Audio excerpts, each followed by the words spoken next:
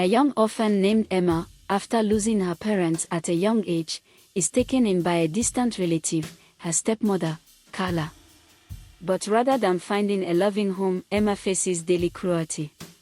Carla is cold, indifferent, and at times openly hostile, making Emma do all the chores and treating her as a servant rather than family.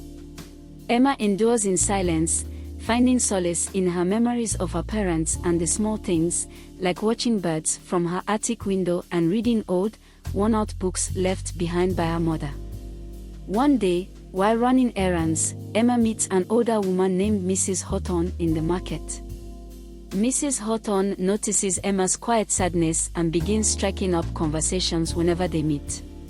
Slowly, Emma shares bits and pieces of her life, though she never fully reveals the extent of her suffering. But Mrs. Hawthorne, intuitive and kind, senses that Emma is deeply unhappy. One evening, after a particularly harsh punishment, Emma decides to run away. Wandering through the town, she ends up at Mrs. Hawthorne's door. The kind woman welcomes her in, offering her warmth, food, and, for the first time in years, kindness without conditions.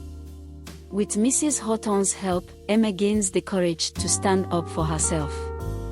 Mrs. Hawthorne helps Emma seek legal help, ensuring she is no longer forced back into the abusive household. Over time, Emma thrives under Mrs. Hawthorne's care, discovering talents and dreams she never knew she had. She goes on to become a symbol of hope in the town, helping other children in difficult situations and inspiring many with her resilience. Through her journey, Emma learns that family